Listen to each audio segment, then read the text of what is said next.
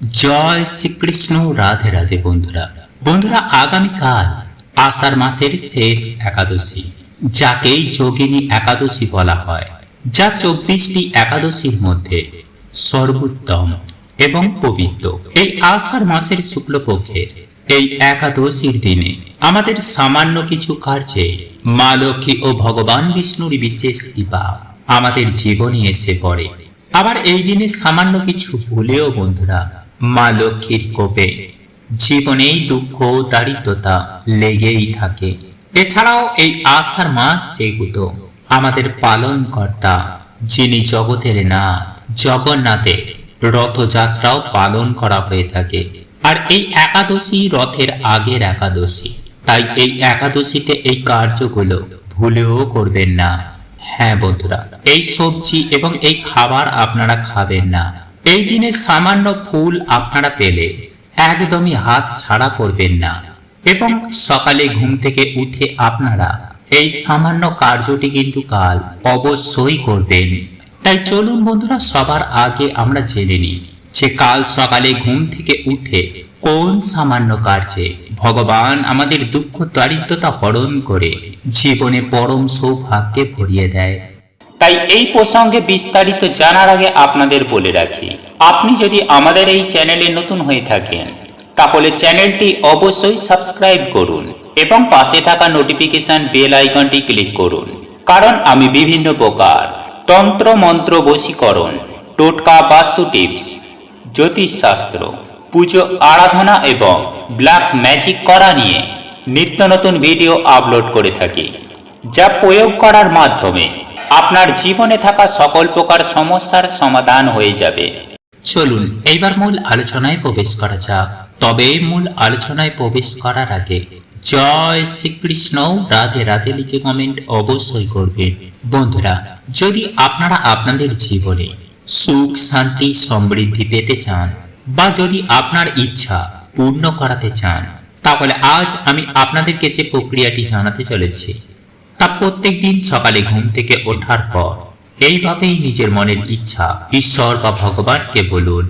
দেখবেন কিছুদিনের মধ্যেই আপনার জীবনে সুখ শান্তি সমৃদ্ধিতে ভরপুর হয়ে উঠেছে। হ্যাঁ বন্ধুরা, আপনারা একেবারেই ঠিকই শুনছেন।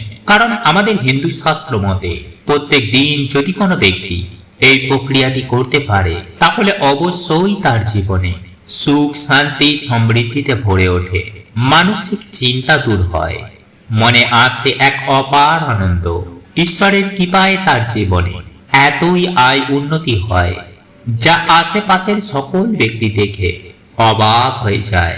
তাই যদি বন্ধুরা আপনারা কয়েকদিন নিষ্ঠাভাবে এই প্রক্রিয়াটি করতে পারেন, তাহলে আমি আপনাদেরকে গ্যারেন্টি দিয়ে কথা দিতে পারি যে আপনারা কিছু দিনের মধ্যেই এর প্রভাব লক্ষ্য করবেন।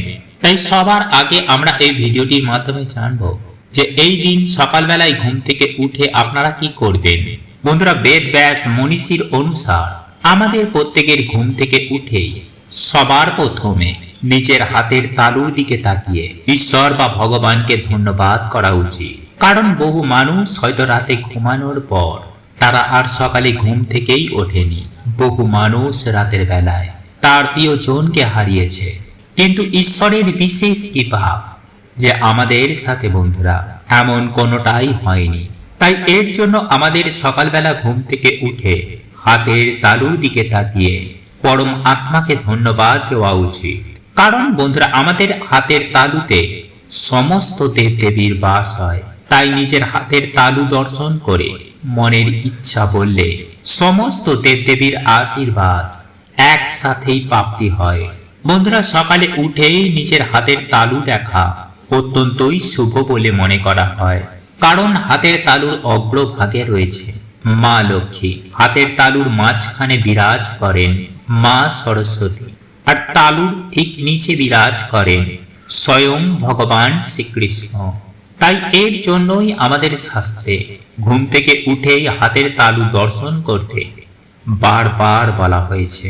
কারণ বন্ধুরা আমি আপনাদেরকে অনেক ভিডিওর মাধ্যমে জানিয়েছি যে আমাদের জন্মের সাথে সাথে 3টি ঋণ চেপে যায়, আর তা হলো পিতৃ ঋণ, দেবতাদের ঋণ আর এই প্রকৃতির ঋণ। তাই যতদিন না বন্ধুরা আমাদের এই ঋণ যুক্ত হবে, ততদিনই আমাদের জীবনে নানান রকম সমস্যা লেগেই থাকবে। তাই এর জন্যই বন্ধুরা আমাদের সকালে ঘুম থেকে উঠেই এইভাবে নিজের মনের বাসনা বা মনস্কামনা, আমাদের সমস্যা যদি ঈশ্বর বা ভগবানকে বলি, তারপর ধন্যবাদ দিই, তাহলে জীবনে থাকা সমস্যা, বাধা, বিপত্তি সবকিছু থেকেই ঈশ্বর আমাদের মুক্ত করে দেবেন। তাই এর জন্য আমাদের যা করতে হবে, সকালেই ঘুম থেকে উঠেই নিজের হাতের তালুর দিকে তাকিয়ে এই মন্ত্র 3 বার পাঠ করবেন। আর সেই মন্ত্রটি হল ওম পরমাত্মানে নমঃ, ওম পরমাত্মানে নমঃ, ওম পরমাত্মানে নমঃ। এইভাবে মন্ত্রটি পাঠ করার পর নিজের মনস্কামনা, মনোবাসনা ঈশ্বরকে বলবেন। তারপর ঈশ্বর বা ভগবানকে ধন্যবাদ দিয়ে বিছানা থেকে মাটিতে পা দেওয়ার আগে ভূমাতাকে প্রণাম করবেন। তারপর মাতাকে ধন্যবাদ দিয়ে আপনারা আপনাদের ইষ্ট দেবতার দর্শন করবেন। তারপর মা বাবাকে প্রণাম করবেন। তারপর সূর্য নারায়ণ দেবকে প্রণাম করে আপনারা বলবেন যে আজকে আমার এই দিনটি খুবই ভালো কাটবে। বন্ধুরা, এই দিনে এই সামান্য কিছু কাজ মানুষের দুঃখ, দারিদ্রতা নাশ করে দেয়। আবার বন্ধুরা, এই দিনে করা কিছু ভুল আমাদের জীবনে ডেকে আনে চরম ভয়ঙ্কর দুর্গতি। আমাদের সৌভাগ্যের নাশ হয়, পরিবার লক্ষ্মীশ্রী হয়ে যায়, ফলে পরিবারে নেমে আসে বন্ধুরা ঘোর অন্ধকার। তাই বন্ধুরা, কালকে সকালে ঘুম থেকে উঠেই আপনারা সবার প্রথমে ভগবান বিষ্ণুকে স্মরণ করবেন। মাটিতে পা দেওয়ার আগেই আপনারা ভগবান বিষ্ণুর এই মন্ত্রটিও জপ করতে পারেন। আর সেই মন্ত্রটি হল ওম নমো ব্রহ্মণ্য দেবায় গো ব্রাহ্মণ হিতায় চ জগদ্ধৃতায় শ্রীকৃষ্ণায় গোবিন্দায় নমো নমঃ।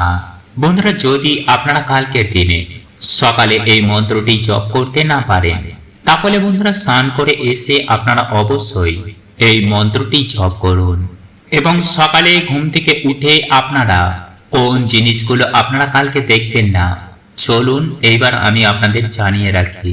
বন্ধুরা, সকালে ঘুম থেকে উঠেই আপনারা কোনো কিছু দর্শনের আগে ভগবানের দর্শন করুন। ঘুম থেকে উঠেই আপনারা ফাঁকা কলসি দেখবেন না, ঝগড়া ঝামেলা বা অশ্লীল কিছু দেখবেন না। এই দিন আপনারা যতটা পারবেন এই সব থেকে দূরে থাকুন। সকালে রান্নাঘরে প্রবেশ করার আগে, হাঁড়ি বা ফাঁকা পাত্র দেখার আগে ভগবানকে স্মরণ করে তারপর দর্শন করুন।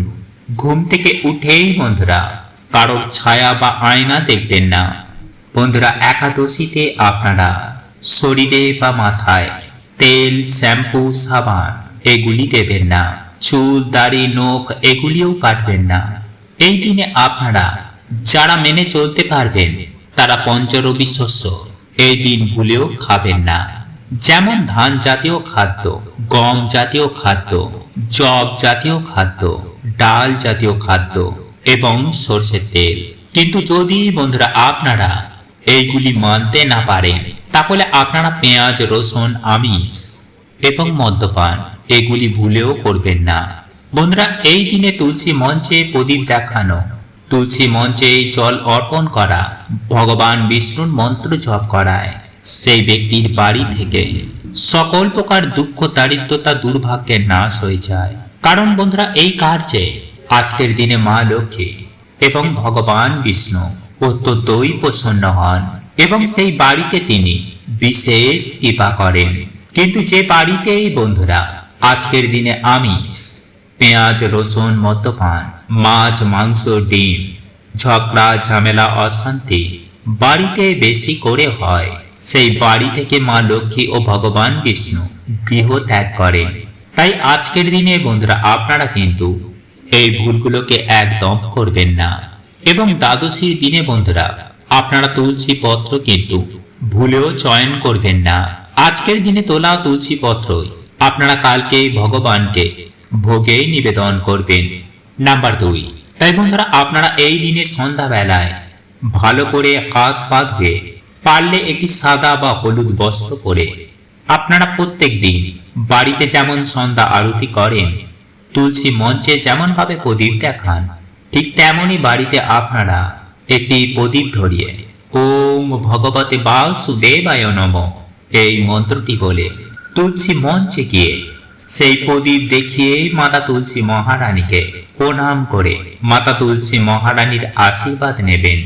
এরপর আপনারা ঠাকুর ঘরে এসে একটি ঘিয়ের প্রদীপ অথবা একটি তেলের প্রদীপ জ্বালিয়ে আপনারা মা লক্ষ্মীর তেল বা ঘিয়ের প্রদীপের মধ্যে একটি লবঙ্গ দিয়ে মায়ের উদ্দেশ্যে একটি 1 টাকার কয়েন, যে কোনো সাদা ফুল অথবা যে কোনো হলুদ রঙের ফুল এবং মা লক্ষ্মীর উদ্দেশ্যে একটি লাল ফুল এবং বাতাসা, এই 3টি জিনিস আপনারা মাকে অর্পণ করে একাদশী ব্রত মাহাত্ম্য কথা, গীতা পাঠ, লক্ষ্মী পাঁচালী বা ভগবান বিষ্ণুর যে কোনো মন্ত্র আপনারা 21 বার, 51 বার বা 108 বার আপনারা জপ করবেন।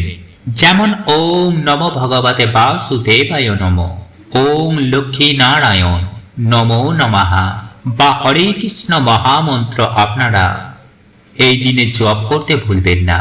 এছাড়াও বন্ধুরা আপনারা এই একাদশীর দিনে ভগবানকে মাখন, নারকেল বা শুধু গুড়ের বাতাসায় ভক্তি ভরে ভগবানকে অর্পণ করে সেই প্রসাদ আপনারা বাড়ির সকলে মিলে তারপর গ্রহণ করুন।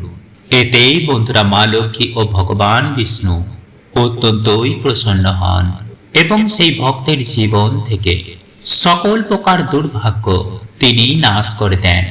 এবং তারপর বন্ধুরা আপনারা সেই 1 টাকাটিকে পুজোর পর আপনাদের বালিশের মধ্যে রেখে রাতের বেলায় ঘুমিয়ে পড়বেন এবং পরের দিন আপনারা স্নান করে ভগবানের পুজো অর্চনা করার পর সেই 1 টাকাটিকে আপনারা আপনাদের মানি ব্যাগ কিংবা আপনাদের টাকা পয়সা রাখার স্থানে কিংবা আপনাদের লক্ষ্মী নারায়ণের চরণে সেই 1 টাকাটিকে আবার রেখে দেবেন। এতেই বন্ধুরা মায়ের কৃপায় আপনাদের জীবন থেকে সকল প্রকার দুঃখ, কষ্ট, জ্বালা যন্ত্রণা, রোগ ব্যাধি এবং দারিদ্রতার নাশ হয়ে যাবে এবং আপনাদের পরিবারে আবার ফিরে আসবে অফুরন্ত সুখ ও শান্তি। বন্ধুরা এই দিনে 108টি তুলসী পাতা জোগাড় করে একটি মালা গেঁথে ভগবান শ্রীকৃষ্ণকে নিজের মনোবাসনা মনস্কামনা বলে অবশ্যই পরিয়ে দিন। পারলে একটু চোখের জল পার করে সন্তান যেমন পিতার কাছে আবদার করে, বায়না করে, ঠিক তেমন ভাবেই আপনারা আপনাদের মনোবাসনা বলবেন। দেখবেন বন্ধুরা অবশ্যই আপনাদের মনোবাসনা স্বয়ং ভগবান পূর্ণ করে দিয়েছেন। বন্ধুরা এই দিনে আপনারা গরুকে রুটির সাথে গুড় মিশিয়ে যদি খাওয়াতে পারেন তাহলে সেটি অবশ্যই খাওয়ান, বা বাড়িতে কোনো পশু পাখি এলে তাদের খাওয়ালে স্বয়ং নারায়ণের কৃপা প্রাপ্ত হয়। এছাড়াও এই দিনে বন্ধুরা গঙ্গা স্নান বা কোনো কন্যা সন্তানকে বা কোনো ব্রাহ্মণ কিংবা কোনো অসহায় ব্যক্তিকে ভগবানের স্বরূপ রূপে অন্ন বা বস্ত্র দান করলে মহাপুণ্যে বন্ধুরা তাদের সকল দুর্ভাগ্যের নাশ হয়ে যায় ভগবানের কৃপায়। সেই ব্যক্তির জীবনে এসে পড়ে পরম সৌভাগ্য। এছাড়াও এই দিনে বন্ধুরা কাউকে হলুদ কিছু দান করা, হলুদ বস্ত্র পরিধান করে বাড়িতে মায়ের পুজো আরাধনা করা। এছাড়াও এই দিনে বন্ধুরা লক্ষ্মী করি, শঙ্খ, গুড়ের পায়েস, মিছরি বা যে কোনো ধরনের লাল ফুল, পদ্ম ফুল, নারকেল, আমলকি এই ফুল এবং ফল দিয়ে এই জিনিসগুলি দিয়ে বাড়িতে মায়ের পুজো আরাধনা করলে, ভগবান বিষ্ণু ও মা লক্ষ্মীকে অর্পণ করলে, এছাড়াও বাড়িতে তুলসী পাতা ও তুলসী মঞ্জুরি এনে ভগবানকে নিবেদন করলে সেই ব্যক্তির মনোবাসনা কখনোই অপূর্ণ থাকে না। বন্ধুরা আপনাদের এই ভিডিওটি যদি পছন্দ হয়ে থাকে তাহলে ভিডিওটি লাইক করুন, কমেন্ট করুন এবং বন্ধুদের সাথে শেয়ার অবশ্যই করুন। মনে রাখবেন আপনার একটি শেয়ার অনেক মানুষকে উপকৃত করতে পারে। এবং আপনি যদি নতুন হয়ে থাকেন তাহলে চ্যানেলটি অবশ্যই সাবস্ক্রাইব করবেন এবং পাশে থাকা নোটিফিকেশন বেল আইকনটি ক্লিক করবেন এইরূপ নিত্য নতুন ভিডিও সবার আগে দেখার জন্য। ঈশ্বর আপনার মঙ্গল করুক। আপনি সুস্থ থাকুন, ভালো থাকুন।